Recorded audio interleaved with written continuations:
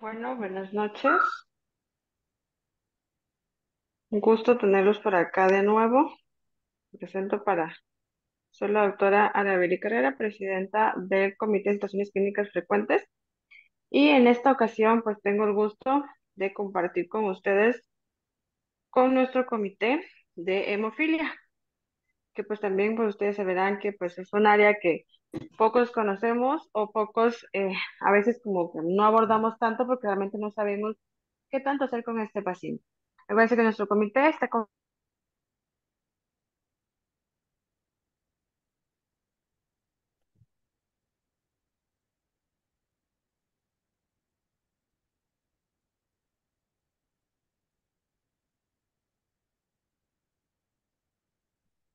vamos hoy a tener la participación de nuestro comité de hemofilia. Entonces dejo con ustedes a la autora María José Zambroni para que nos presenten a nuestros ponentes el día de hoy. Espero que todos aprovechemos mucho y podamos ampliar todavía más la atención de estos pacientes.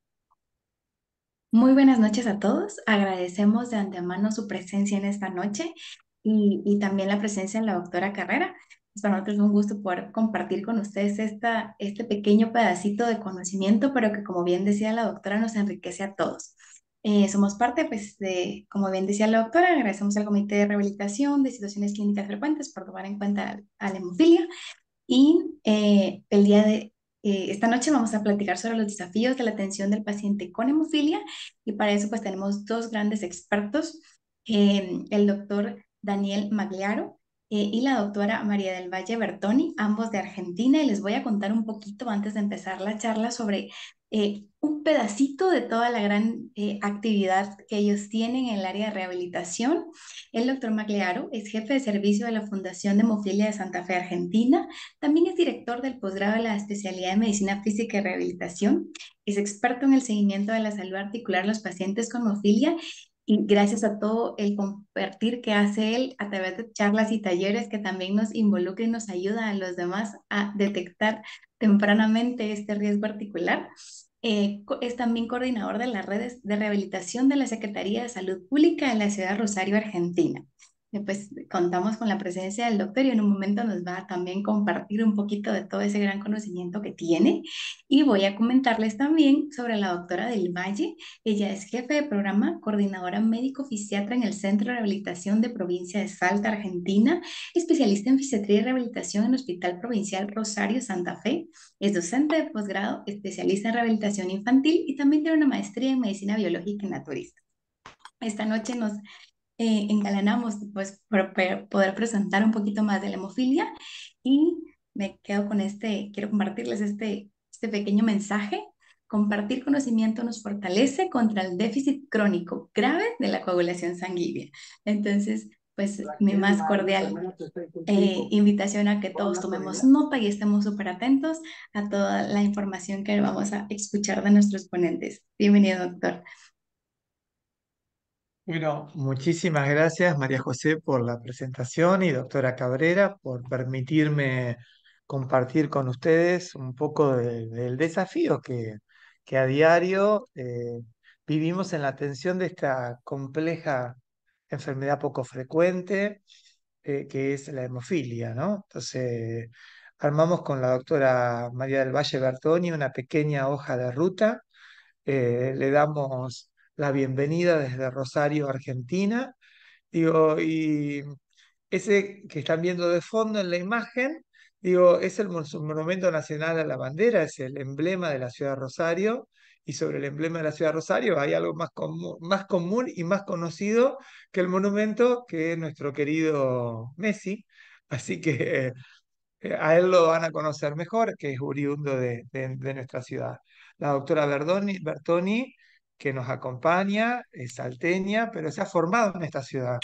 He tenido la posibilidad de compartir parte de la formación de la doctora Bertoni y que ella ha aprendido los primeros lineamientos básicos de la hemofilia juntos cuando en el ILAR, que es el Instituto de Rehabilitación Público de la ciudad de Rosario, que tuve el honor de dirigir durante 9 años, compartimos algunas experiencias juntos allí.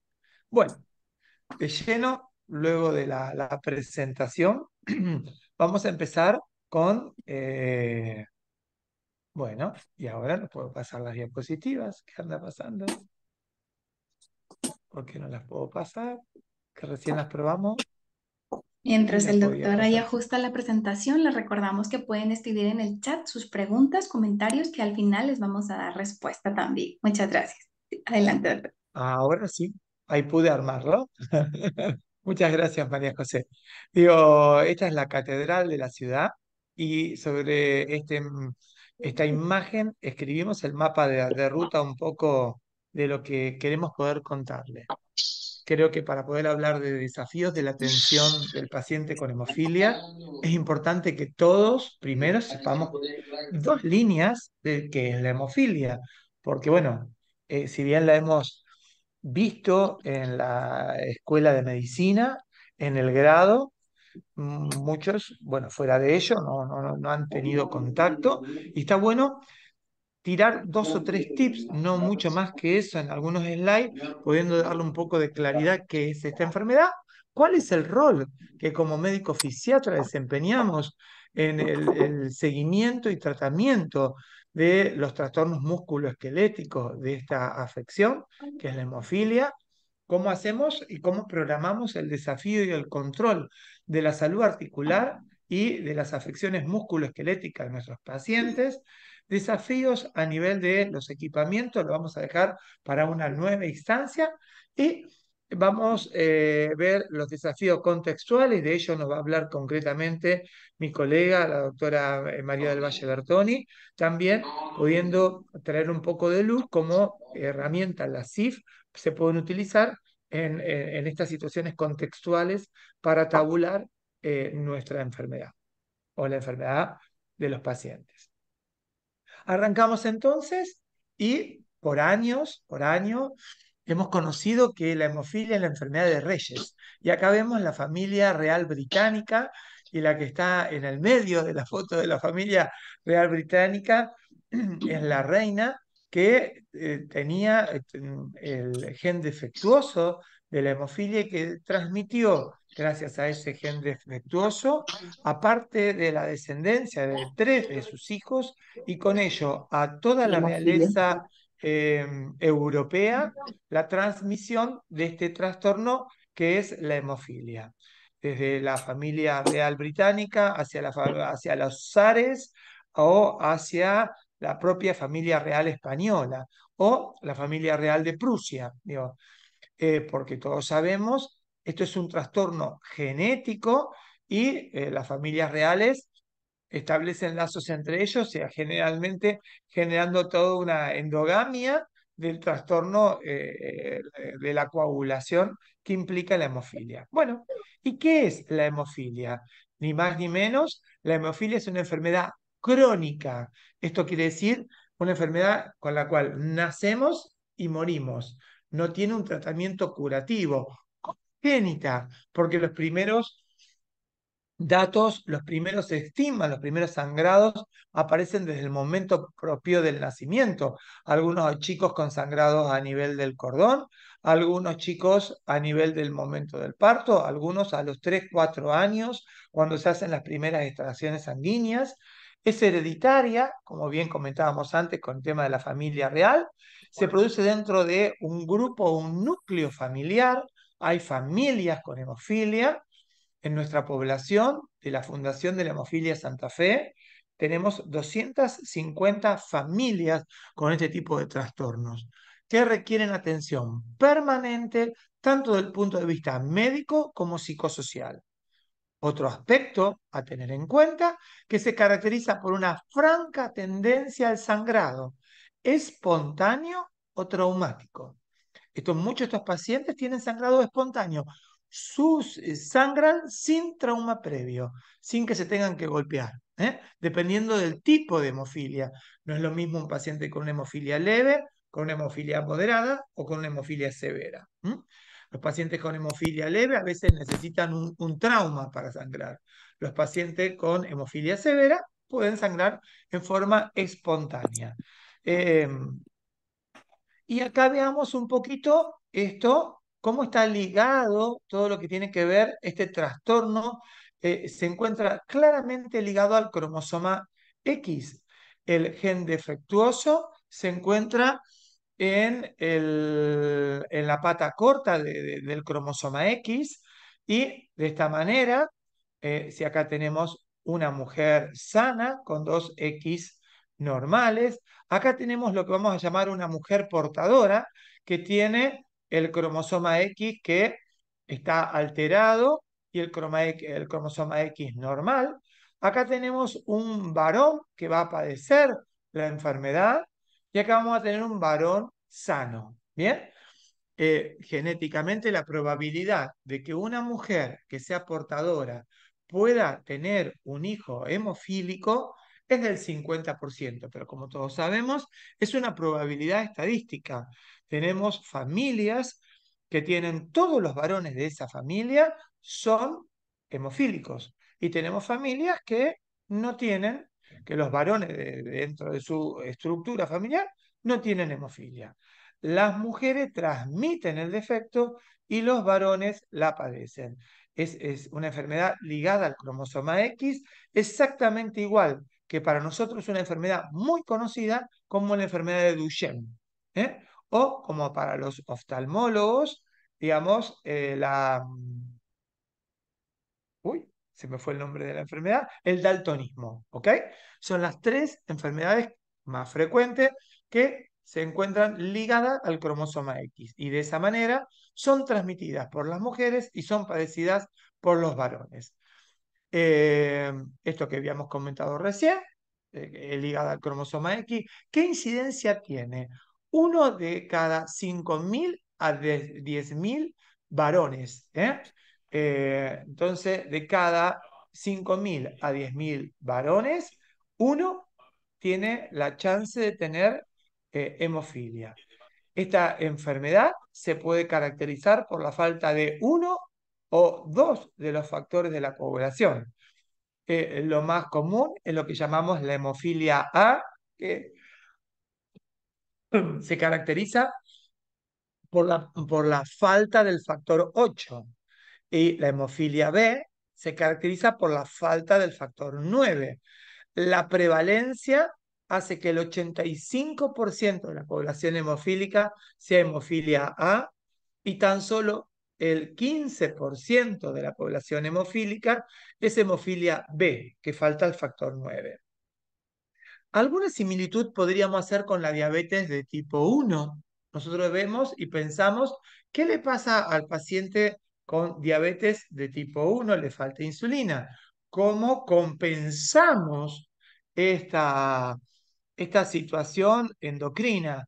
Agregándole e inyectándose el paciente diabético la insulina. En la hemofilia y hay algo muy similar, cómo se la trata, en realidad aplicándole el factor 8. El tema es que las moléculas de factor 8 son una medicación extremadamente cara y todos los países de Latinoamérica, en mayor o en menor medida, tienen un esquema de profilaxis que cubre a los menores de 18 años, en los cuales se aplican el factor no todos los días. ¿Por qué? Porque esta medicación es endovenosa. Entonces, hay esquemas de aplicación de esta medicación de 2 o 3 veces por semana. Entonces, la medicación se distribuye y genera lo que podemos llamar un pico y genera lo que llamamos un valle.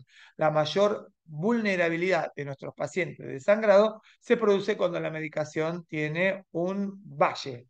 Aquellos países que no tienen esquema de profilaxis solo se aplican el factor cuando hay un sangrado. Esta forma de terapéutica que la llevan adelante los hematólogos, porque los fisiatras no prescribimos el factor 8 ni el factor 9, se la llama tratamiento a demanda. Entonces tenemos dos formas de tratarlo, el tratamiento profiláctico y el tratamiento a demanda. Muchos de nuestros países tienen leyes que amparan el tratamiento de tipo profiláctico y algunos otros solamente la posibilidad de tratarlo a demanda. ¿Cómo se la subclasifica? Aparte de tener hemofilia A y hemofilia B, se la clasifica de acuerdo a la cantidad de factor 8 circulante. La podemos, aquellos que tienen menos del 1% de factor 8 circulante en sangre, son considerados pacientes hemofílicos severos.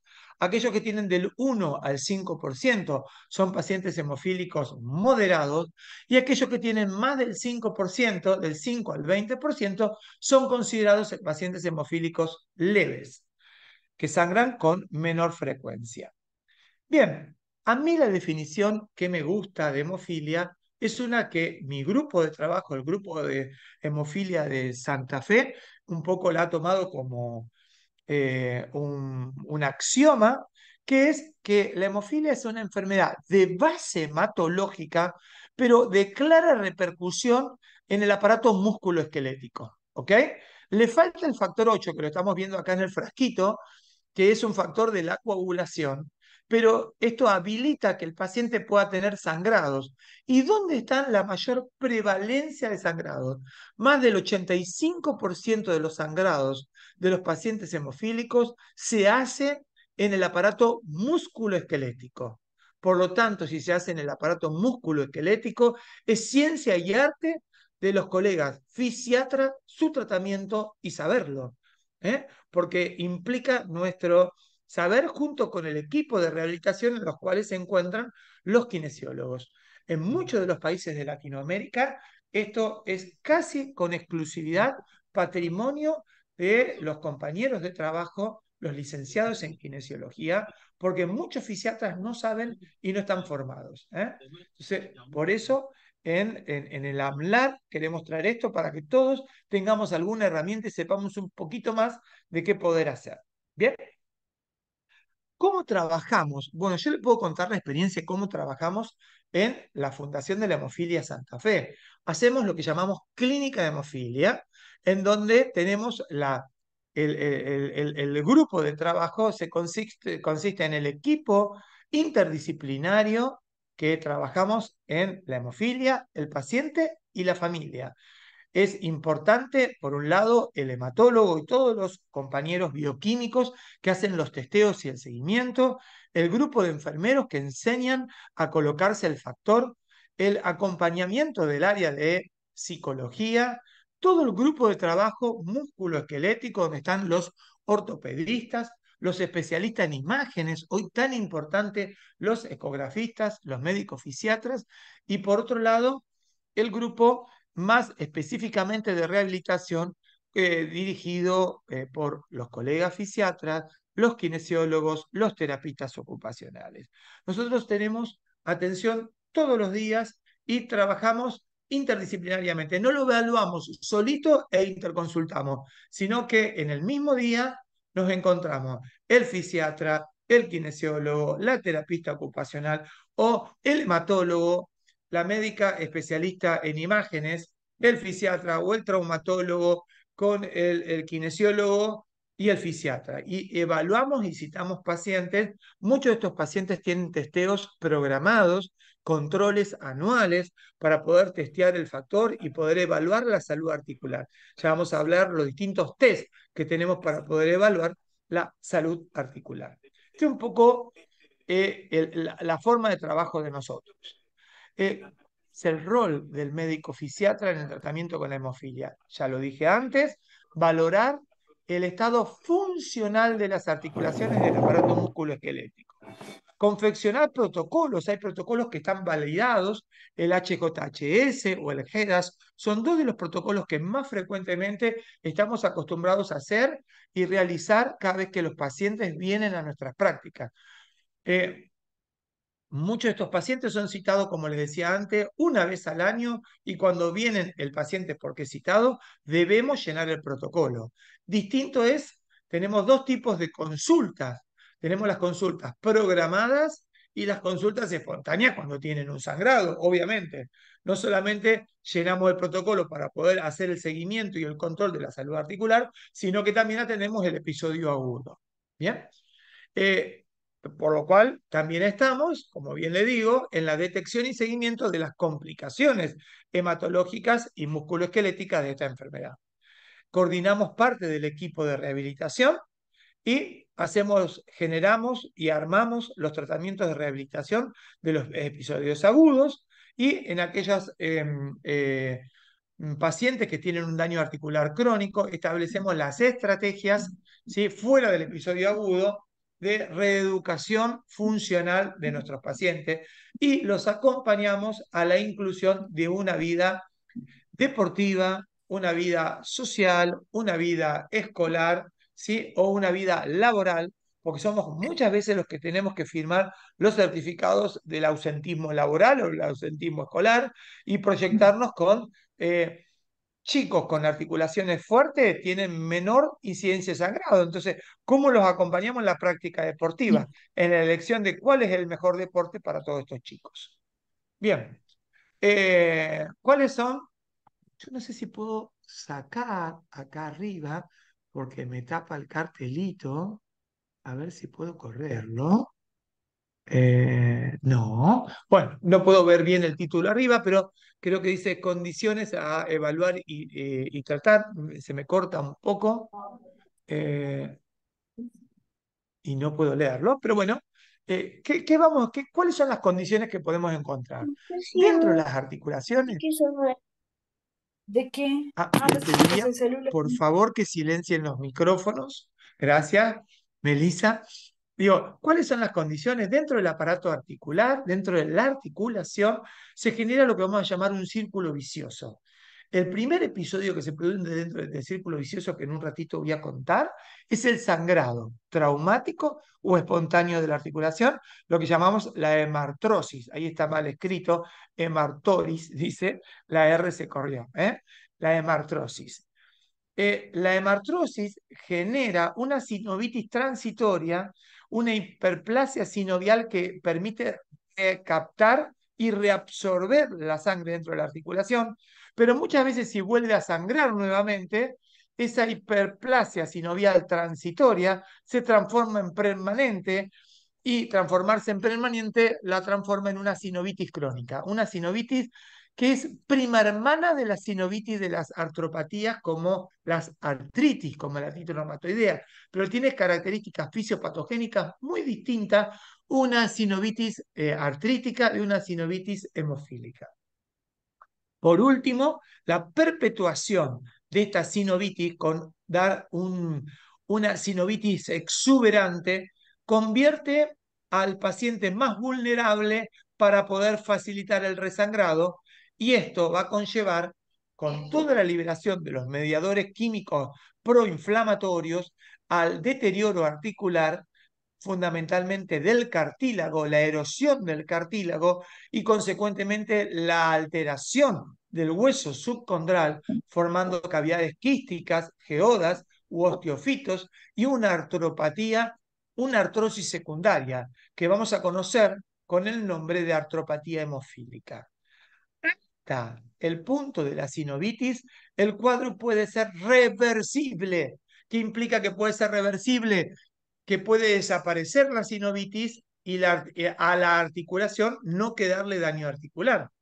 Pero, por otro lado, podemos tener, fíjense, lo que implica en esta rodilla totalmente hinchada, tumefacta, de un hemartro agudo, o de esta otra totalmente tumefacta, que no tiene un hemartro agudo, que tiene un cuadro sinovítico, a una rodilla artropática, atrófica, con atrofia muscular significativa de los músculos centinelas de la articulación, como pueden ser el cuádriceps, como pueden ser los gemelos, o como pueden ser el bíceps, en un cuadro de una artropatía.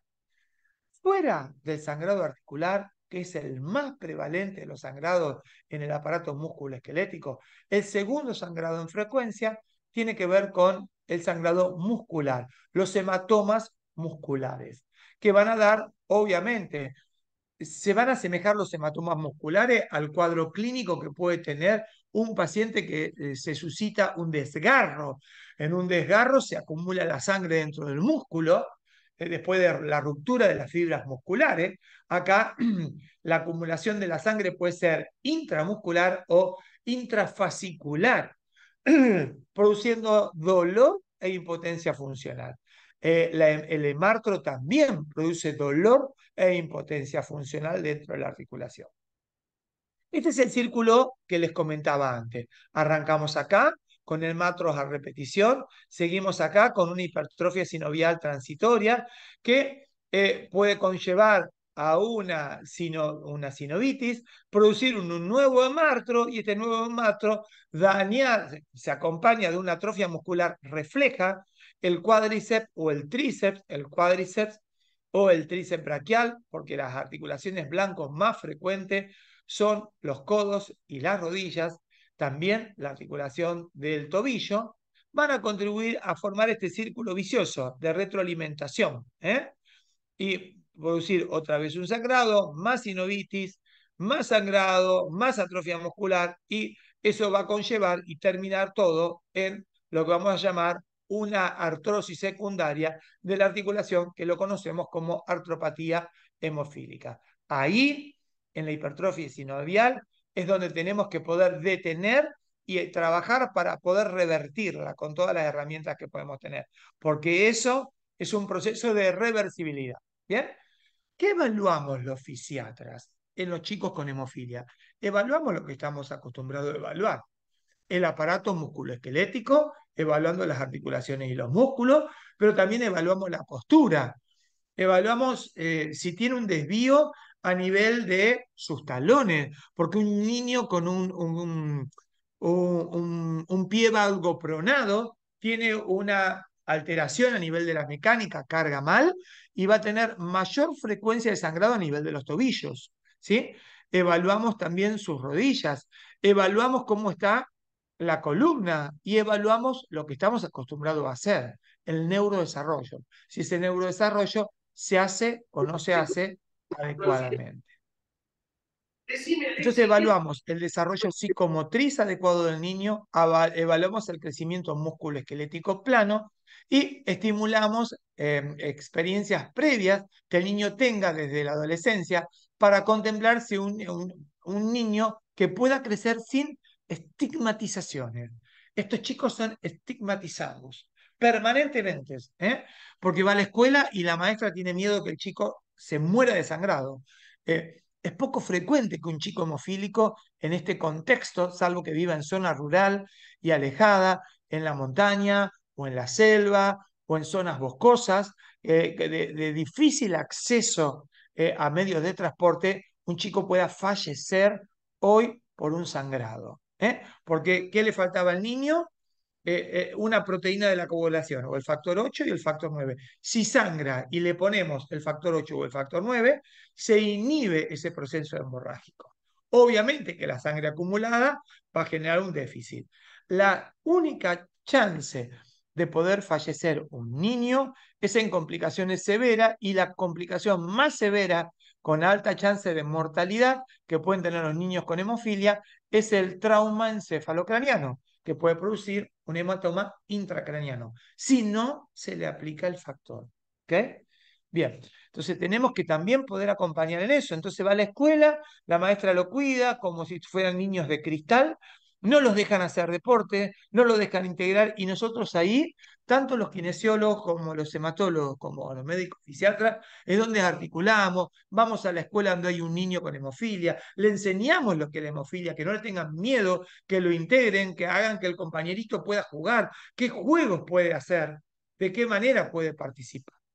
Bien, y a nivel musculoesquelético, ¿qué exploración física detallamos? ¿Qué vamos a medir? Casi todas las escalas que utilizamos a nivel de la hemofilia evalúan dolor cuando se produce el sangrado, la hinchazón, la tumefacción. Vamos a ver cómo está esa articulación, si está tensa, si me deja hundir el dedo, está tumefacta y me deja hundir el dedo o no. Entonces vamos a poder clasificarla en leve, moderada o severa. Vamos a medir el rango articular con nuestro viejo goniómetro, con cualquier aplicación que hoy tenemos en nuestros celulares que nos permiten medir el rango articular. Vamos a medir el trofismo muscular. Muchas veces lo medimos con la circometría a través de el diámetro que puede tener un muslo, el diámetro que puede tener una pantorrilla o el diámetro que pueden tener los gemelos. La fuerza muscular con la escala de Daniels del 1 al 5. Vamos también a poder ver si la articulación es estable o inestable, si hay un bostezo articular, si hay una articulación que puede tener un cajón, digamos, qué grado de, si tiene un valgo, si tiene un varo, si tiene un recurvatum, ¿eh? Estas deformidades, cómo está alineada o no la articulación, cómo está la propiocepción de estos niños, cómo es la postura, cómo está la columna, cómo es la pisada, ¿eh? Cómo es la marcha, cómo es el salto y si existen o no dismetría. Todo esto es terreno nuestro y tenemos que poder valorarlo para poder armar las estrategias. Si hay una dismetría, bueno, compensarla. Si tiene un trastorno a nivel de la marcha, qué ejercicios o qué pautas hacemos para poder corregirlo? Todo lo que estamos acostumbrados a hacer dentro del campo de la fisiatría. ¿Bien? Entonces, ¿qué hacemos? Tocamos la articulación, ¿sí? Ahí podemos ver, palpamos, vemos si hay líquido intraarticular, lo vemos en estático, lo hacemos caminar, hacemos lo que hacemos los fisiatras, desvestimos el niño, lo miramos de forma íntegra y miramos la postura del niño, ¿ok? Vemos esto, el valgo, porque ese valgo de ese tobillo hay que poder compensarlo, porque ese valgo, un niño que sangra el tobillo una vez, dos veces, tres veces, que se nos escapó a nosotros, los fisiatras, si tiene un valgo o no y si no tiene una plantilla o un soporte plantar que lo compense. ¿Eh? Miramos esto, bueno, esta severa dimetría, esta severa hipotrofia cuadricipital hay que poder compensarla, porque esta articulación es la articulación blanco. Llamamos articulación blanco aquella articulación que tiene más de 3 episodios en el año de sangrado, que han llevado a esta severa atrofia muscular. ¿Eh? Todo esto hacemos. Miramos la postura, lo miramos de frente, lo miramos de costado, todo lo que estamos acostumbrados a hacer. Miramos la dismetría, la diferencia de longitud de los talones. Miramos el rango articular y el acortamiento. Estos chicos le colocamos toxina botulínica muchas veces como para poder ganar rango articular, a pesar de no ser espástico.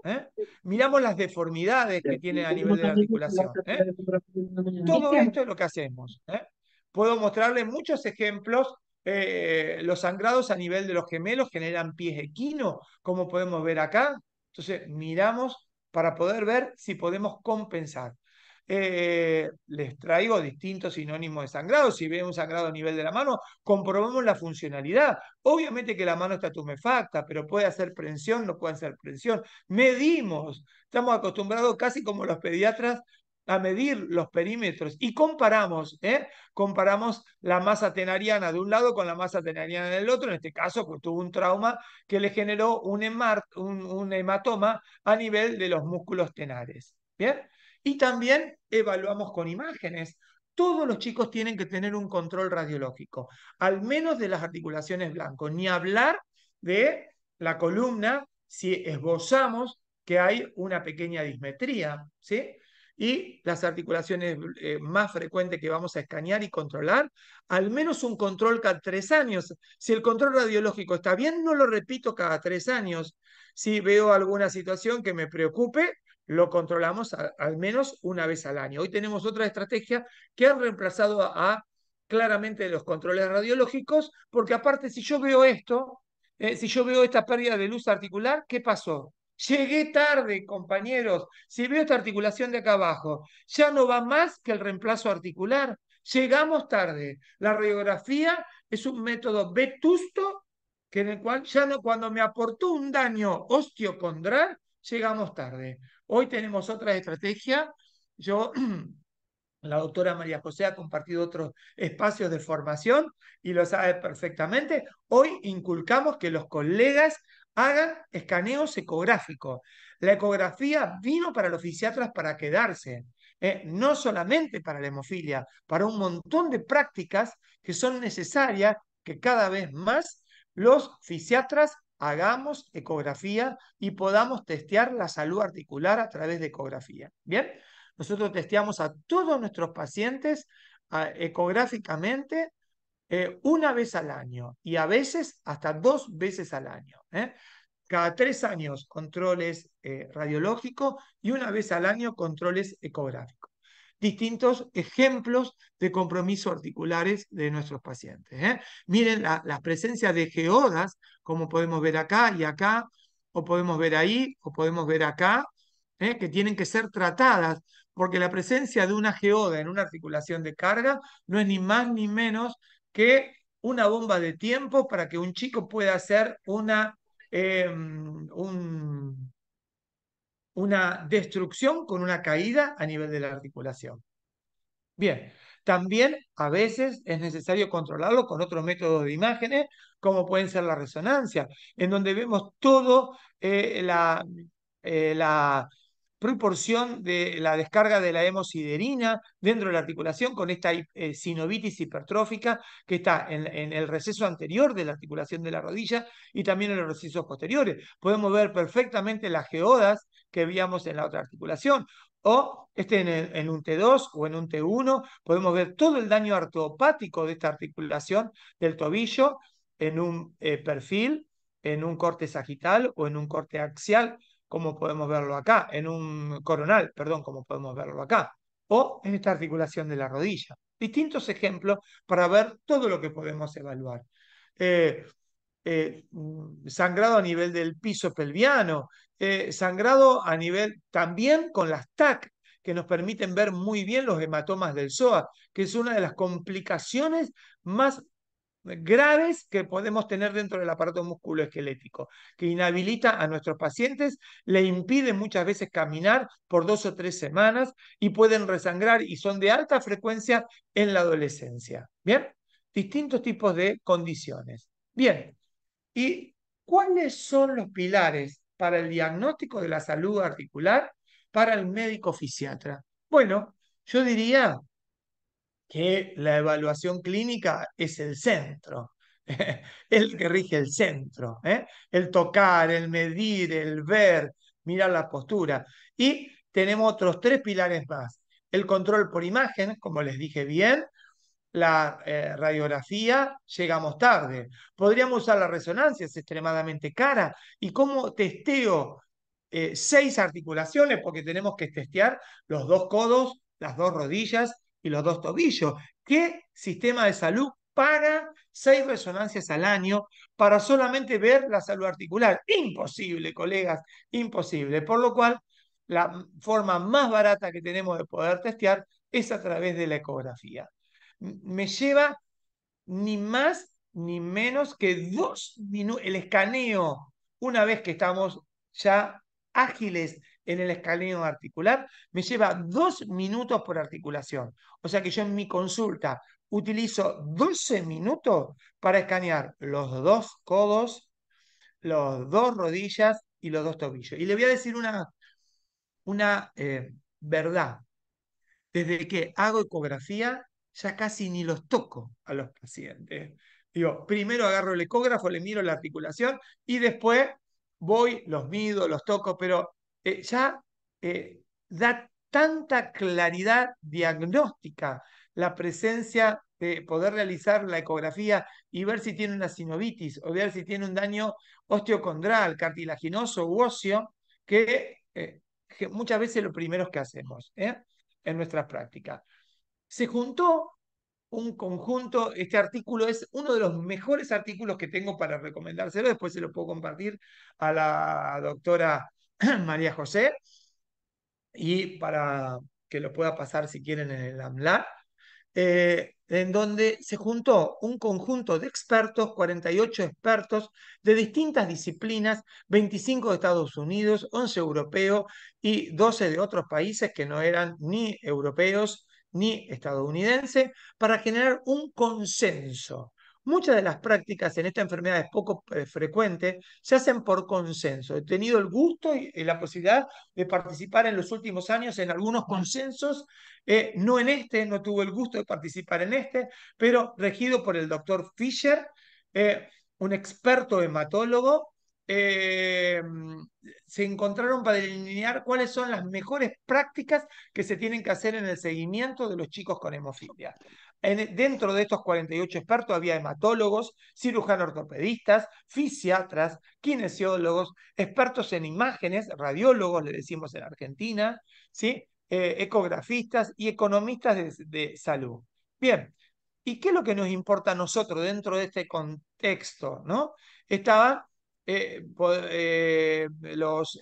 consenso para mirar, digamos, la salud articular en el sangrado, en el examen físico, en la imagen, en la actividad de los pacientes, en la participación. Nosotros conocemos mucho esto, la deficiencia en la actividad y la participación, porque la CIF nos rige eso, habla de eso, justamente que después no le voy a robar letra a mi compañera Valle con respecto a esto. ¿Y qué dijeron?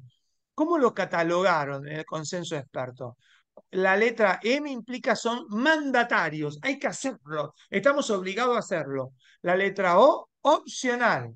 La letra R, recomendable, limitada, de poca evaluación. La U se desconoce, ¿eh? Y la NR no recomendable. ¿Y qué salió del consenso con respecto a qué tenemos que hacer para el examen físico?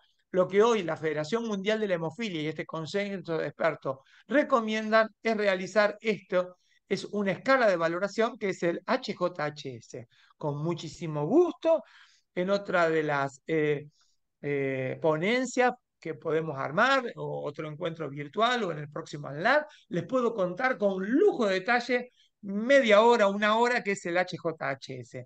¿Qué le voy a decir ahora? Es algo que hacemos los fisiatras, es muy fácil de poder hacer. ¿Y qué hacemos? Medimos, tocamos, llenamos, rango articular, fuerza, ¿sí? Desviación de eje, presencia de dolor, atrofia muscular.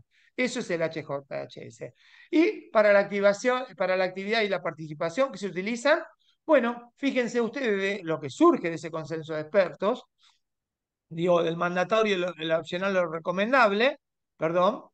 Fíjense que tenemos acá eh, los rayos X, la resonancia y la ecografía. Y fíjense que hoy en día son opcionales o recomendables, ¿sí? La aplicación de la ecografía. Y dentro de los test clínicos hay tres. Solo la mención del rango articular, el test de Gilbert o el HJHS, y el HJHS es mandatario realizar, ¿eh? Hoy en día. ¿Bien? Entonces, con respecto a imágenes, ¿qué podemos tener? Las radiografías, el score de Peterson, en la resonancia, el score de Denver, y respecto a ecografía, el score de Heras, que lo hizo un profesor de diagnóstico por imagen italiano, que lo creó, que es el profesor Martinoli, que tuve el gusto de conocerlo y que me formó. Y hoy yo me encuentro con mi grupo de trabajo a nivel de Rosario, Argentina, capacitando a toda Latinoamérica con este score.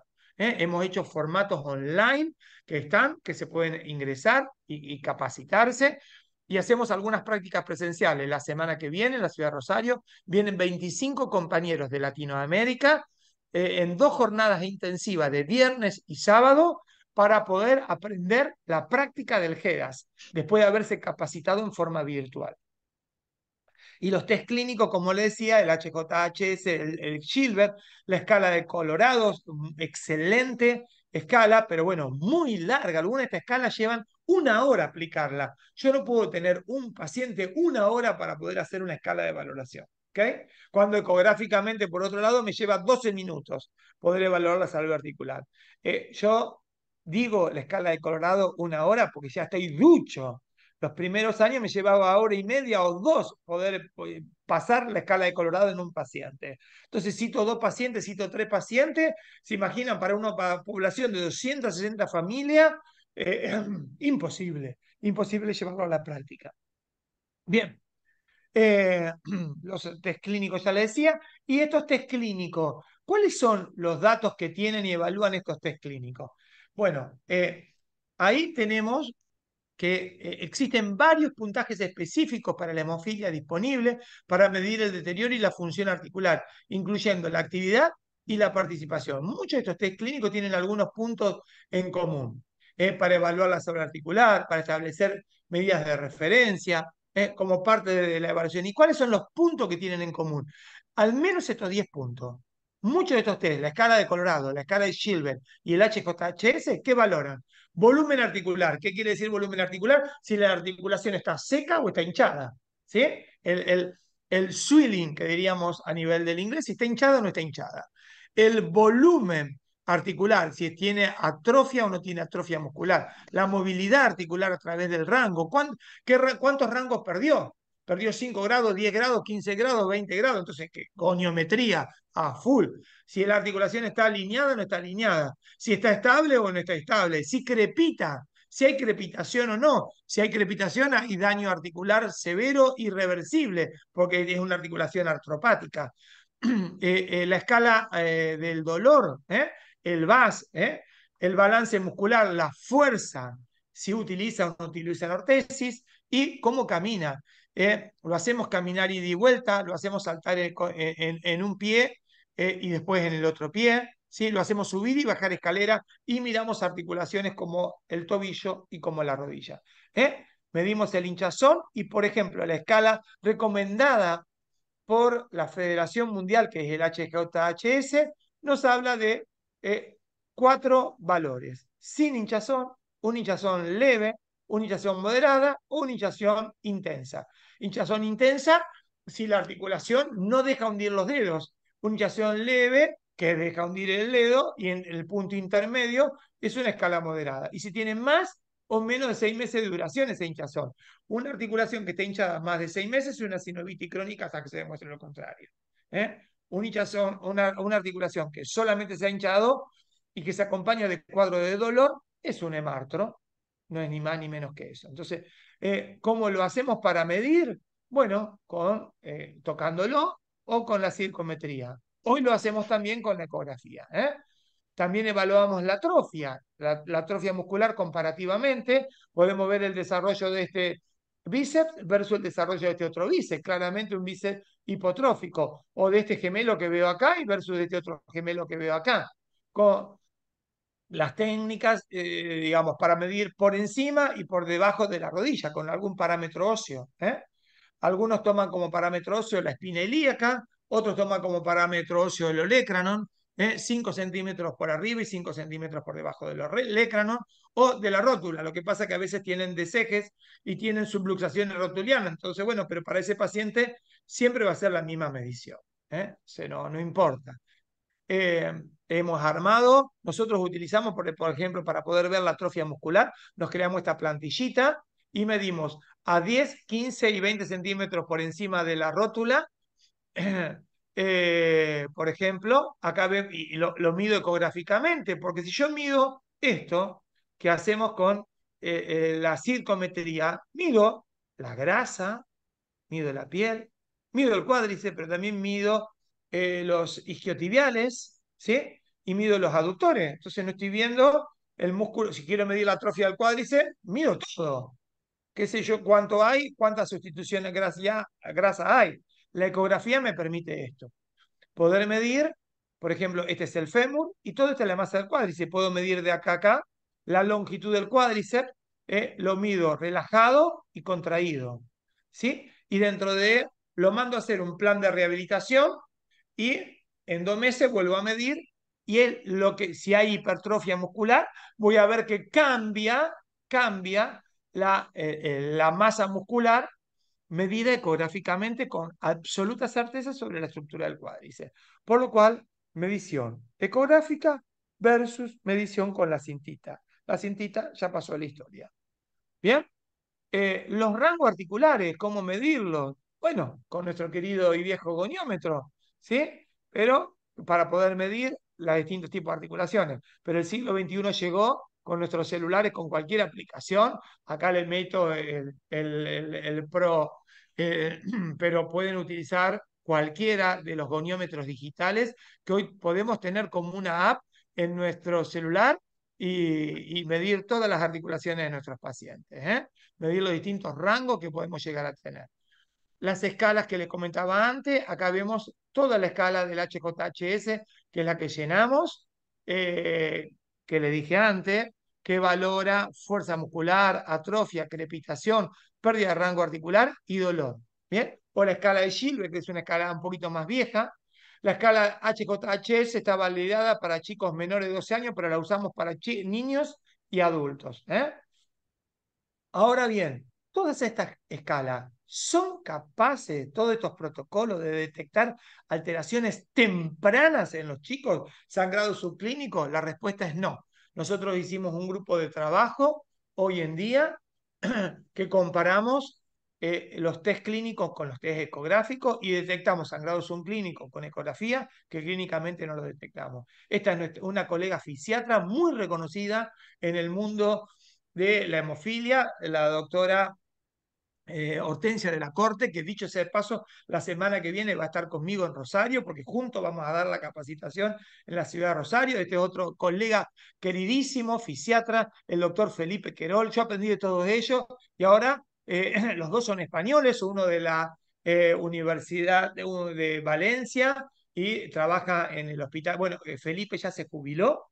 Sí, en trabajo de investigación. Hortensia de la Corte está en Madrid, y ambos me enseñaron gran parte de lo que sé, y también la utilización del ecógrafo, para todos estos testeos. Con la ecografía, nosotros este es un muestreo de 93 de nuestros pacientes, que podemos determinar hemofilia A y B, el rango etario, y puedo yo saber qué cantidad de compromiso óseo tienen nuestros pacientes, qué cantidad de compromiso cartilaginoso sinovial. 29% de ellos tienen compromiso óseo, 23% tienen compromiso cartilaginoso y 48% compromiso sinovial, que es el punto de partida para hacer posteriormente el compromiso cartilaginoso y el compromiso óseo. Esto nos sirve, ¿no? Y que tenemos que poder medir. No puedo decir está mejor o está peor. Tengo que poder medir, tengo que estandarizar, tenemos que protocolizar y publicar. Publicar en lo personal, aún para mí, sigue siendo una asignatura pendiente a pesar de la cantidad de pacientes que vemos. ¿Bien? ¿Y qué me permite ver la ecografía? Acá tengo el increíble Hulk. Quiere decir que el doctor Magliaro con el increíble Hulk. Cuando una articulación sangra, cuando la articulación sangra, se hincha. ¿Sí? Se hincha. El hematólogo le coloca el factor y nosotros en el proceso de rehabilitación, ¿qué tenemos que hacer? Que se deshinche. Y si la articulación se deshincha, hicimos un correcto tratamiento, va a quedar exactamente igual que antes de sangrar. ¿Qué le pasaba al increíble Hulk? Se transformaba. Piensen en la transformación del increíble Hulk como la articulación con el sangrado. Y después el sangrado, ¿qué tiene que pasar? Volver al estado de normalidad. ¿Está claro? Ese es el mejor componente. ¿Y qué hago yo? Si yo tengo el testeo articular, este es una articulación del tobillo, es un tobillo de un niño. ¿Sí? ¿Qué tengo? El doctor Magliaro le controló el tobillo, estaba sano. Sangró. No tenemos que ser muy expertos, ni tenemos que ser expertos en imagen, si comparan esta imagen con esta para ver que esta tiene algo. Se lo facilité, se lo marqué con las flechitas. Eso que tiene adentro, ¿qué es? Sangre. ¿Ok? Y una vez que se trató la sangre, la articulación tiene que volver a estar exactamente igual que previo al sangrado. Muchos pacientes consiguen una imagen exactamente igual a la previa y otros quedan con una sinovitis remanente. Recuerden que la sinovitis era el punto de partida, que lo podemos testear ecográficamente y tenemos que intentar erradicarla, porque si no la erradicamos, continúa con el daño articular. ¿Se entendió? ¿Bien? Bien. ¿Qué nos pasa? ¿Qué nos pasa? El niño tiene el sangrado, tiene la impotencia funcional. ¿Bien? ¿Cuál es la conducta? Le aplicamos el factor. ¿eh? Eh, y viene el chico a los 3 días que tiene el factor, empieza a correr. ¿Se curó? ¿Se le fue la sangre? No. Yo lo controlo a la semana y todavía tiene sangre dentro de la articulación. No tiene clínica. Se fue la clínica del dolor, pero la sangre está dentro de la articulación. ¿Ok? Es otra forma de poder valorar al paciente con hemofilia. Existe una visión mucho más allá de solo tocar, de la palpación, que es el control ecográfico. ¿Ok? Entonces, la ecografía tenía históricamente una disociación que llamábamos clínico radiológica, porque yo veía, ustedes ven, miren este codo, ¡wow! Este codo está destrozado. persona con este codo, si yo le muestro a un traumatólogo este codo, lo quiero operar. Creen que la articulación está destrozada. ¿Y saben qué? El paciente lo mueve. Existía lo que se llamaba una disociación clínico-radiológica. Disociación clínico-radiológica. ¿Qué descubrimos hoy en día? Una nueva disociación clínico-ecográfica, porque el niño que corre, le hago la ecografía y tiene el daño. Pero ¿cuál es la diferencia? Que esta disociación clínica ecográfica es una disociación precoz y que me permite garantizar un estatus articular bueno y óptimo para los pacientes. En cambio, la disociación clínico-radiológica es una disociación tardía. Llego tarde, lo único que le queda a ese paciente es la colocación de una posibilidad de una prótesis, no otra cosa. Ya terminando con mi presentación, ¿cuáles son las complicaciones que podemos llegar a ver en el paciente con hemofilia? Bueno, la posibilidad de una recidiva, un retardo en la resolución del hemartro, la posibilidad de una fibrosis, la posibilidad de la presencia de quistes. Esto ya es más del terreno del fisiatra que trabaja todos los días con el paciente hemofílico. Hasta acá lo que yo les quería presentar. ¿Eh? La dejo ya a la doctora Valle con su presentación. Voy a dejar de compartir, así la doctora puede hacer su presentación. Doctora, cuando usted quiera. Después hacemos las preguntas, María José. Es así, ¿no? Sí, es correcto, doctor. Y le recordamos a los participantes que están acompañándonos esta noche, les agradecemos su presencia y les recordamos que pueden escribir sus preguntas en el chat. Las vamos a leer posteriormente para responderlas. Muy amables.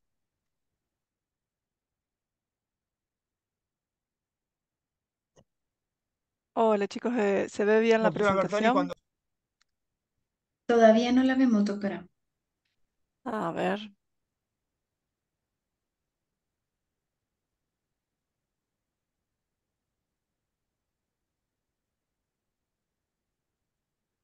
Ya, doctora.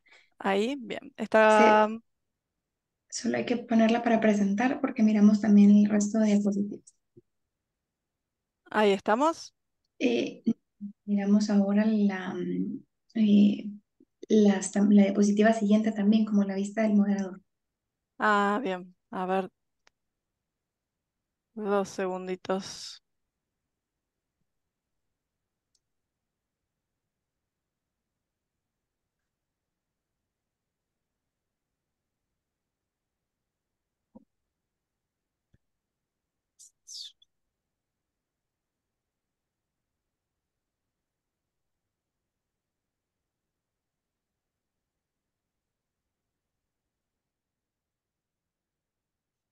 Ahí, ¿se ve bien o se ve como moderador también?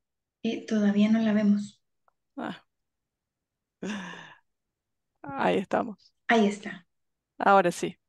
Eh, Se ve todavía los otros diapositivos. sí, se ven todavía las otras Ahí diapositivas. vamos. Tienes que poner otra presentar aquí.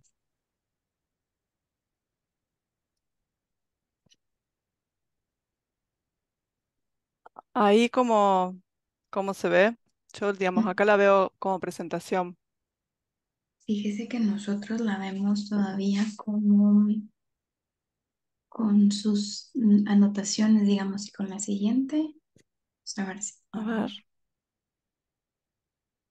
Bueno, si no les molesta, podemos proceder así. La Pues sí, verdad doctora, que, muchas gracias.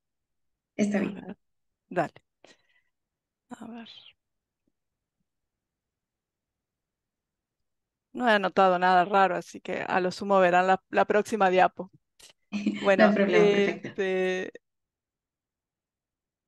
primero, bueno, agradecer la participación, agradecer el tiempo para poder presentar esto que es desafíos contextuales en hemofilia.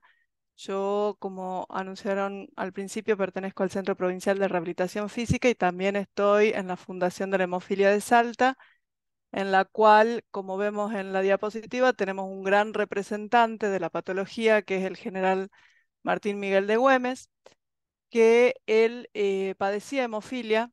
Las buenas lenguas dicen que el fallecimiento del general fue en batalla y las malas lenguas dicen que saliendo de la casa de alguna señorita fue herido por un arma y muere desangrado. Pero en sí, digamos, su patología de base era la hemofilia. Eh, la presentación es básicamente ver y cómo podemos valorar desde la clasificación internacional de la funcionalidad este tipo de pacientes. Nosotros como médicos fisiatras estamos acostumbrados a hacer evaluaciones contextuales. Nosotros no vemos solo a la persona por la patología, sino vemos dónde vive, qué hace, a qué se dedica, de qué manera lleva su vida. Y la clasificación internacional de funcionalidad justamente nos da una mirada con todas esas características y por otro lado, digamos, una clasificación que está avalada y desarrollada por la Organización Mundial de la Salud, con lo cual tiene un margen y una interesante mirada de la salud. ¿Qué es lo que nos brinda la clasificación internacional de la funcionalidad? Brinda sobre todo esto, es un lenguaje común, es un lenguaje unificado, estandarizado y un marco conceptual para la descripción de la salud y los estados relacionados con la salud. ¿Qué quiere decir? Nosotros como médicos fisiatras trabajamos en equipo, siempre trabajamos en equipo, siempre estamos en comunicación y siempre estamos evaluando con distintas escalas. Daniel en su presentación ofreció una amplia gama de escalas con los cuales muchas veces lo entendemos los médicos o los kinesiólogos, pero el psicólogo que también trabaja, digamos, dentro de la patología, el terapista ocupacional, el trabajador social, el nutricionista, son todas profesionales que están dentro del equipo de rehabilitación. Y dentro, digamos, nosotros en la Fundación de la Hemofilia justamente tenemos un equipo de trabajo que es un equipo interdisciplinario. Compartimos la mirada, digamos, con Daniel, que hay que verlo desde todos los ángulos al paciente porque nunca sabes para dónde van a salir. Y sobre todo en una patología y dependiendo del lugar donde viva, Salta es un lugar en donde tiene accidentes geográficos enormes y no es lo mismo tener el hospital a 100 kilómetros por una ruta llana que a 100 kilómetros por una ruta que va desde precipicios, acantilados y demás. Entonces también, digamos, es fundamental poder evaluar el contexto donde nosotros trabajamos con los pacientes.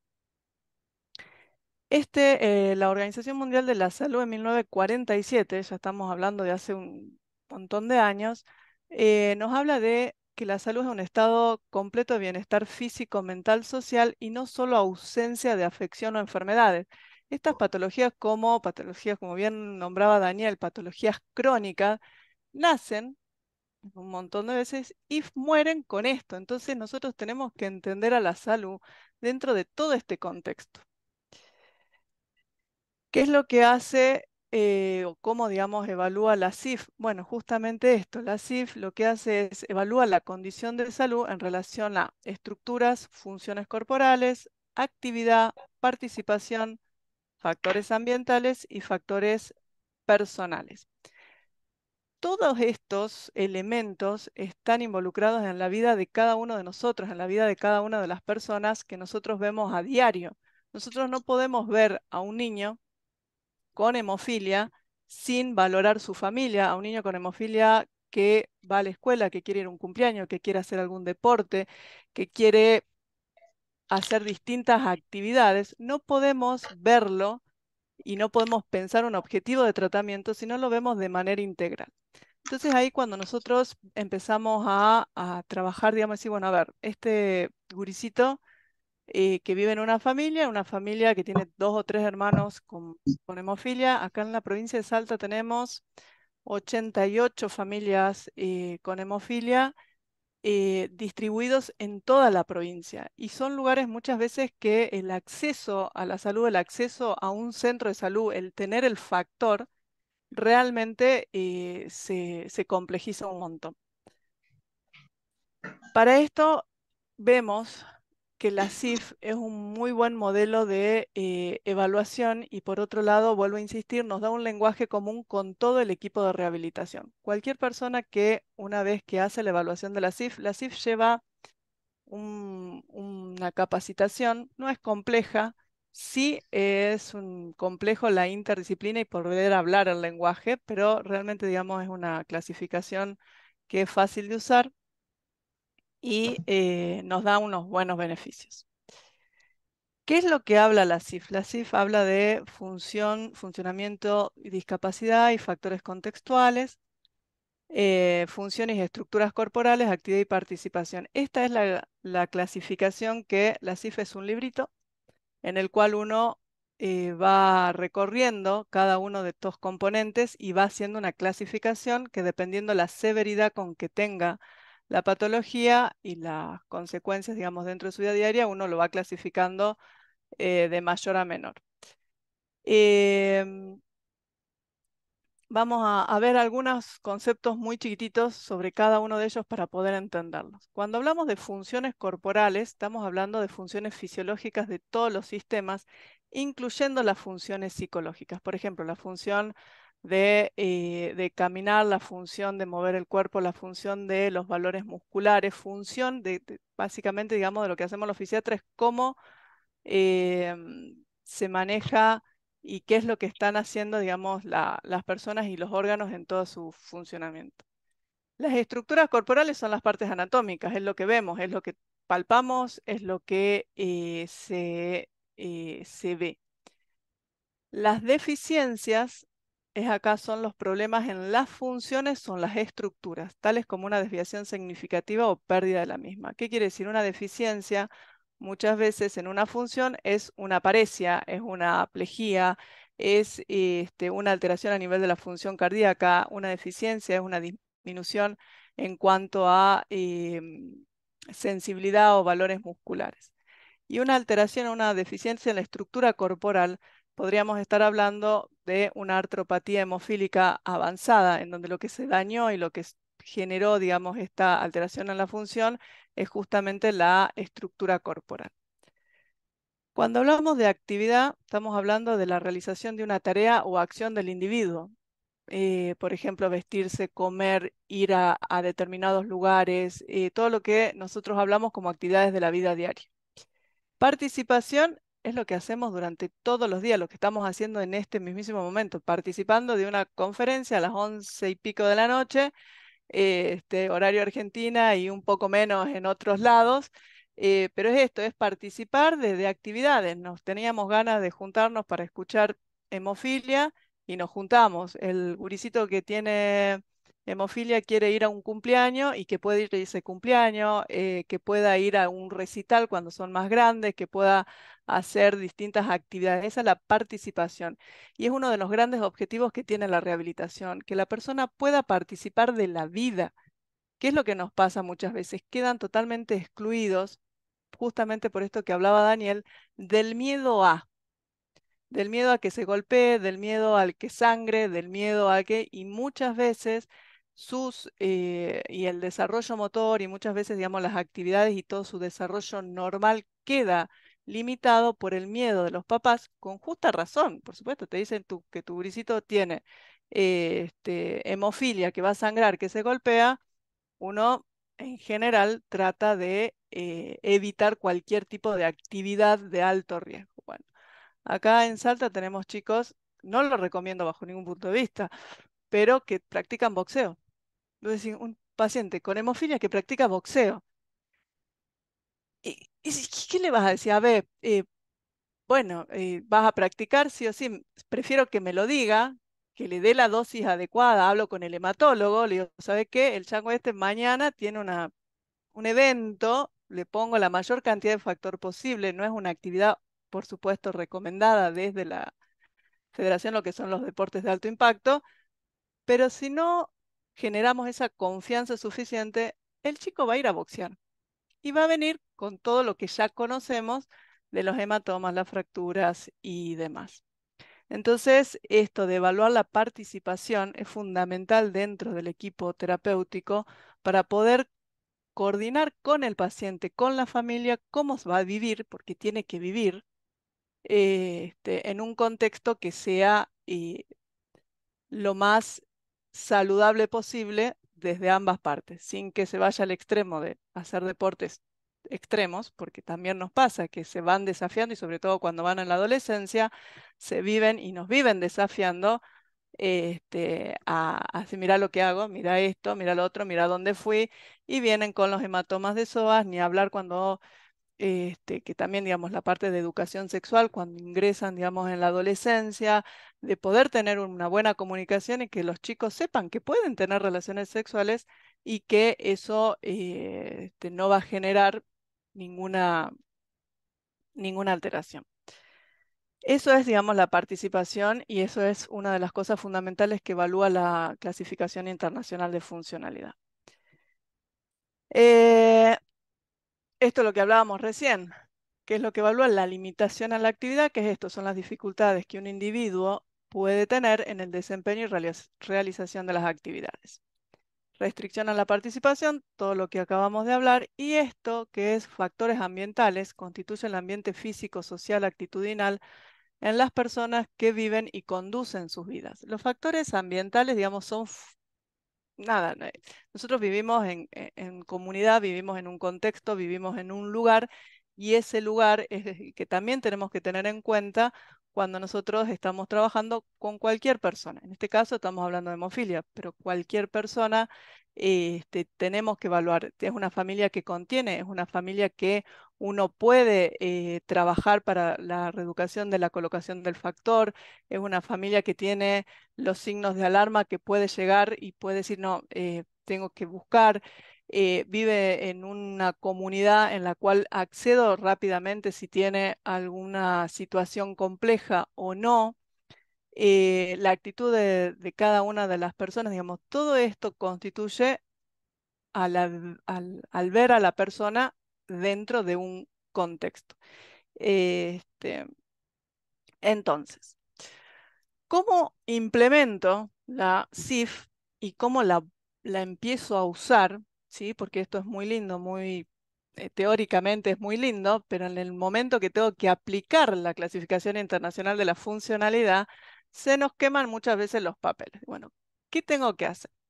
Si yo tengo que empezar a evaluar cada uno de los constructores clasificados, que son los más chiquititos, el cambio de función corporal, el cambio de la estructura, capacidad y desempeño, voy a usar las escalas que yo ya conozco, la de la HJS, la de Gilbert, la del Colorado, la de Hall, que me van a dar un puntaje determinado y ese puntaje, ¿sí? Lo voy a traducir en en el puntaje que me da la CIF, que va de 0 a 4, dependiendo, digamos, la severidad. Y con ese puntaje, cualquiera que agarre, sea un psicólogo, sea terapista ocupacional, sea médico fisiatra, sea fonoaudiólogo, va a entender que si tengo un puntaje de 4 es una lesión severa. Y si tengo un puntaje de 0 es una lesión o una situación leve. Entonces, eso es lo que me permite la CIF. Es un lenguaje unificado. Cualquiera que agarre un corset, que es lo que se llama, que son todas las evaluaciones que se realizan en cada una de las patologías, lo veo, lo evalúo y no importa qué especialidad tenga, lo voy a poder descifrar y lo voy a poder leer. Entonces, en el caso de lo que son las alteraciones y funciones corporales, puedo estudiarla con esto, el HJS, que es el rango articular, que es la movilidad, que es la marcha, el proceso inflamatorio, los cambios estructurales. Los evalúo con la resonancia, la ecografía y la RX. Dentro de la ecografía el GDAS, que por otro lado el GDAS también me da una valoración desde un aspecto funcional. La ecografía a mí me encanta porque es viva, ¿sí? Es una cosa que uno la va evaluando y va mirando en ese momento y te va dando esas cositas. Decir, sí, pero el guricito corre, salta y va para otro lado, sí, pero veo y tiene una sinovitis. ¿Dónde estaba esa sinovitis? Es una imagen que a mí me gusta porque es viva, te va dando en ese momento lo que vos podés evaluar. Pero Em, qué tema. La RX me sirve para daños ya estructurales, me sirve para, sí, la tengo que hacer, la tengo que evaluar, pero eh, no es una de mis favoritas. Y la resonancia es extremadamente costosa en cualquier lugar. Con respecto a las capacidades, las capacidades va a ser una relación entre las otras dos anteriores. Tiene la capacidad, según la escala del HJS, la del Gilbert, la del Colorado, tiene una capacidad, una estructura y una función que me permitiría hacer determinada actividad, por ejemplo, lavarse los dientes, por ejemplo, cortar. Lo puede hacer desde una estructura que yo la evalúo y es normal. Entonces, uno, esas dos y ahí. Y con respecto al desempeño, que es lo que nosotros habitualmente podríamos similarlo a hacer una similitud con el Bartel. El Bartel y el Fish son dos escalas que evalúan, digamos, toda la funcionalidad y todas las actividades de la vida diaria que realizan, digamos, en este caso es específica de hemofilia, pero perfectamente, digamos, se podría llegar a hacer con un Bartel. Factores ambientales, todo lo que estuvimos hablando recién, qué es lo que tenemos que ver como los factores ambientales, si es un facilitador, si vive en un lugar en donde tiene un acceso a todos los servicios de salud, en donde tengo una familia que es continente, en donde tengo los recursos, donde tengo una obra social que me pueda cubrir el factor, que por otro lado son medicaciones caras. Todos esos son facilitadores, me facilitan la vida de la persona en este caso, con hemofilia. ¿Por qué? Porque puedo acceder a un tratamiento adecuado, puedo acceder a un seguimiento de la patología, con lo cual son facilitadores. Si veo a un gurisito que vive en Santa Victoria Oeste, que es uno de los lugares, digamos, de acá de Salta, es el Chaco salteño, es un lugar de muy escasos recursos, es un lugar con mucha desnutrición, pobreza, realmente, digamos, es complejo. Entonces funcionaría, si el gurisito vive en ese lugar, como una barrera, no como un facilitador. Entonces yo voy clasificando y voy evaluando a la persona con todos estos factores. Y por último, que lo tenemos que tener en cuenta, pero no se clasifican, son los factores personales. Los factores personales es la religión, la cultura, las creencias. Yo lo tengo que saber, lo tengo que poder entender, lo tengo que aceptar.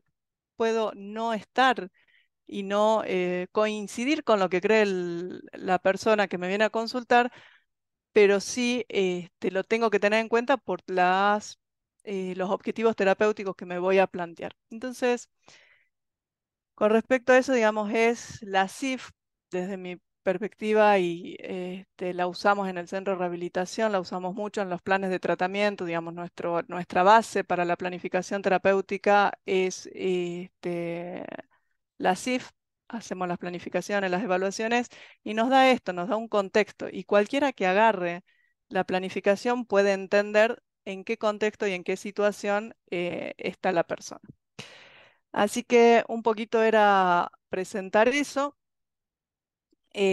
cómo podíamos aplicarla a esta escala que la están nombrando por todos lados, pero después aplicarla es otra cuestión, y poder presentar un poco el trabajo que hacemos en la Fundación de la Hemofilia de Salta, que coordinamos junto con el Centro de Rehabilitación Provincial, en donde atendemos a todos los pacientes con patologías, digamos, hematológicas, tratando de esta manera, con un abordaje integral. Estamos, digamos, trabajando con ecografía, con diagnóstico por imagen, con hematología, pediatría, trabajo social, en donde hacemos todo un trabajo, digamos, y una evaluación integral del paciente.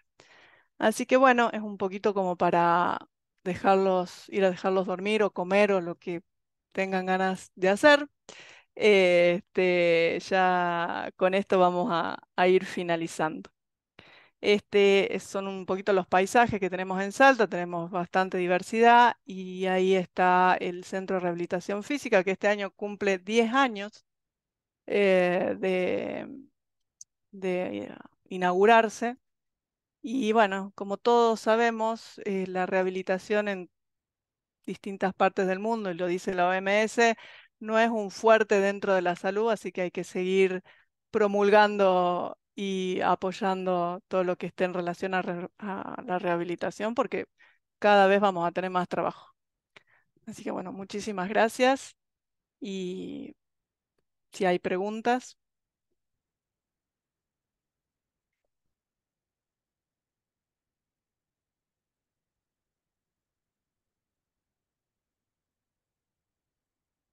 Muchas gracias, doctora del Valle, muy amable, y gracias a nuestros ponentes. La verdad es que ha sido maravilloso encontrarse con tanta información y como bien platicábamos al inicio, pues la información que compartimos, pues al final nos enriquece a todos. Si tienen algunas preguntas, pueden escribirlas en el chat y también mientras las van escribiendo, solo déjenme ver dónde se perdió por aquí. Mientras las van escribiendo, también queremos invitarlos a aquellos fisiatras que nos acompañan y están interesados en formar parte de este subcomité de hablar que está trabajando en pro de los pacientes con hemofilia, pues están bienvenidos a escribirnos al correo de ramzc@gmail.com. Está anotado en el chat. Para quienes quieran formar parte de nuestro subcomité, pues bienvenidos. Muchas gracias por todas las felicitaciones. Aquí van felicitando a los doctores. Mientras tanto, vamos a empezar con algunas preguntas. Doctor, em, doctor Daniel, Sí. estará. Gracias. Tenemos aquí algunas preguntas nada más por el momento. ¿En qué casos se utiliza la toxina? Ah, qué bueno. Bueno, en realidad la utilización de la toxina tiene que ver con mi visión como fisiatra, porque la toxina, las publicaciones de toxina botulina y hemofilia llevan no más de menos de 6 7 años, 8 no más de eso. Quien contribuyó yo a formarme es el doctor Caviglia, Horacio Caviglia, que es un ortopedista reconocido a nivel internacional y es también de Argentina, vive acá en Buenos Aires. Charlando una vez con Horacio, yo le contaba, digo que las retracciones articulares que yo veo en la artropatía hemofílica de las personas con daño articular, quedan con un flexo de rodilla y ninguno puede caminar con un flexo de rodilla. Muchos de estos pacientes tienen una marcha agazapada o, aparte de tener una marcha agazapada, algunos de ellos son usuarios de sillas de ruedas. Entonces, digo, a ver, si la toxina botulínica me permite a mí relajar el músculo espástico y poder ganar rango articular, digo, ¿por qué no la puedo probar en un músculo que está atrófico? Digo, el cuádriceps tiene una atrofia de cuádriceps, pero tiene una tensión y una contractura en flexión de los isquiosurales y de los gemelos. Digo, si yo aflojo la tensión de los isquiosurales y de los gemelos, voy a poder fortalecer el cuádriceps. Y así empezamos, y posteriormente el doctor Caviglia, posterior a esta charla que tuvimos, la tuvimos en una charla que nos invitaron al doctor Caviglia, a su kinesióloga, una querida eh, amiga, Noemí Moretti, y a mí, a el Uruguay. Fuimos los tres invitados a un encuentro en Uruguay, y bueno, surgió de ahí. Yo ya lo había empezado a utilizar y el doctor Caviglia después lo tabuló y lo publicó. Y él los divide en distintos tipos en genu, en paleogenu, en arquigenu y en neogenu, de acuerdo al tiempo que lleva ese flexo de rodilla. En todos aquellos que lleven más de 6 meses de flexo de rodilla, que con todo el ejercicio terapéutico no se puede revertir, se le aplica mínima dosis de toxina botulínica para relajar los isquiosurales y los gemelos y poder fortalecer el cuádriceps. Siempre y cuando siempre y cuando la retracción articular no sea mayor a 20 grados. ¿Eh? Entonces, yo he conseguido ganar en algunas articulaciones hasta 25, 30 grados de extensión aplicándolo. Y muchas veces puede ser el previo a una intervención quirúrgica posterior. Estos son los casos en los cuales utilizamos nosotros. Fundamentalmente en flexos de rodillas. Muchas gracias, doctor, muy amable. Y no Y por la, espasticidad, ¿eh? sí, pues, y la otra pregunta que tengo también para el doctor Daniel, cuando no hay tratamiento profiláctico, ¿cada cuándo se recomienda la evaluación de seguimiento en general, digamos, pero sobre todo haciendo las escalas de HJHS, digamos que usted mencionaba al inicio que se hacían cada año, pero aquí ponen el contexto cuando no hay tratamiento profiláctico? En realidad, cuando no hay tratamiento profiláctico, digamos, la escala no la podemos pasar a cada rato. Esto es real. Y uno va viendo los cambios en la escala cuando la ejecuta con determinada periodicidad. ¿De qué va a depender? Del tiempo que uno destine a la atención en hemofilia. Si yo no puedo ver todos los pacientes y no los puedo pasar al menos una vez al año, bueno, hágalo cada dos. El hacerlo cada dos va a implicar que va a perder cosas, ¿sí? Pero por lo menos una vez al año, ya sea en pacientes con y sin profilaxis. Obviamente, hoy los cambios, yo a lo mejor el HJHS de los últimos 3 años de mi paciente son iguales, porque está en profilaxis, ¿sí? A veces si está a demanda, la puedo pasar más frecuentemente de acuerdo a la incidencia de sangrado que tiene el paciente, ni más ni menos que eso. Perfecto, muchas gracias, doctor. En, en el chat, pues encontramos diversas felicitaciones y agradecimientos a los ponentes por todo su conocimiento y experiencia. Así que muchas gracias al doctor Daniel y a la doctora del Valle. También muchas gracias a todos los que nos acompañan esta noche. Agradecemos su tiempo, su paciencia para que seguir aprendiendo, ¿verdad? Ese interés por las personas que presentan hemofilia. Y de verdad les agradecemos pues habernos acompañado esta noche. Esperamos seguirnos viendo en actividades del comité. Les recordamos que si quieren formar parte del comité y son fisiatras, pueden escribirnos al correo dramzc@gmail.com. Lo dejamos igual escrito en el chat. Y les agradecemos por todo. Muy bien, muchísimas gracias a todos y a las órdenes para lo que necesiten, que requieran. Que tengan muy Muchas buenas gracias. noches. Buenas Feliz noches noche. y nos vemos en breve. Así será, doctora. Hasta luego. Adiós.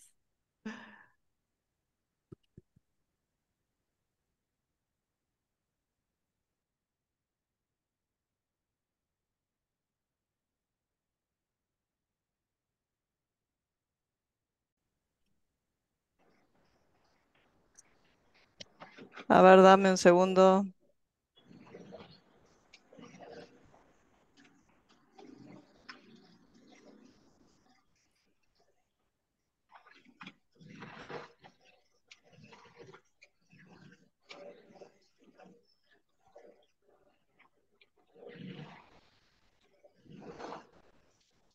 No lo encuentro. ¿Para que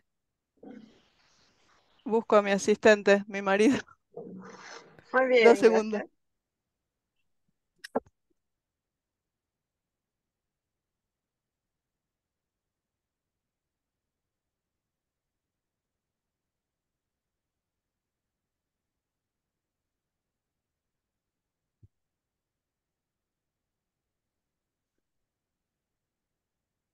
¿Qué querés hacer?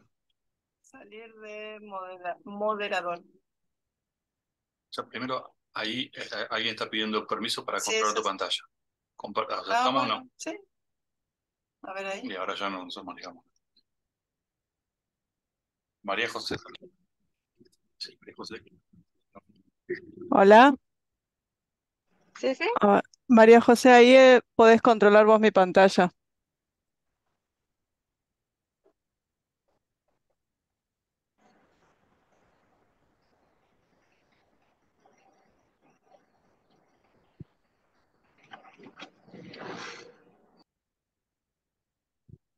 Ah, ok, ok. Vuelvo a probar, presentar y compartir.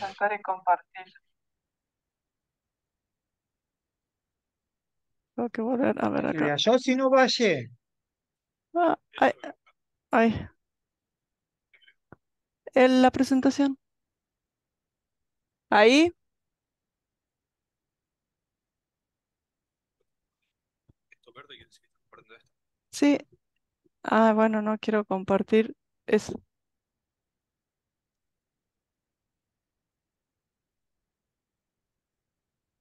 Screen 2. Bueno, siempre.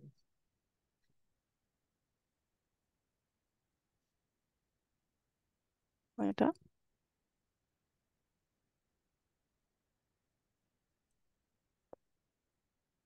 Ahí está. Oh, ahora sí, démosle al Ahora, siguiente solo para ver qué corra.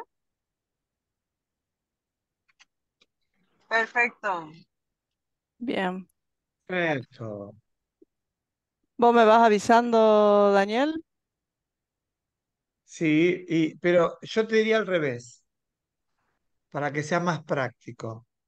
Deja de compartir y ahora no me insultes, porque tengo buen internet. Deja de compartir Dale. un minuto. No, no, no hay drama. Ahí. ¿Puedo compartir yo? Sí, por favor. Bueno, compartir. Ok, Ah, Da- ok. Daniel, Sí, fíjate la versión que vos tenés, porque yo sí. la modifiqué. Ah, bueno, pero vos llegaste a modificar al final, porque si no, yo Sí, presento hasta mi parte y vos enganchás con la tuya después presentando vos. dale. Si ¿Te no parece? Sí, sí. No hay problema con Com- eso.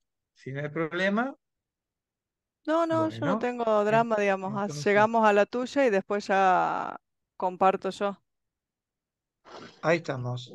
Ok, ¿Ven muy ahí? bien. Ahora, ¿Pantalla completa? sí, sí, perfecto. Démosle siguiente. Muy bien, listo. Ahora María José sí Listo tiene para arrancar presentación. cuando quiera. Muy bien.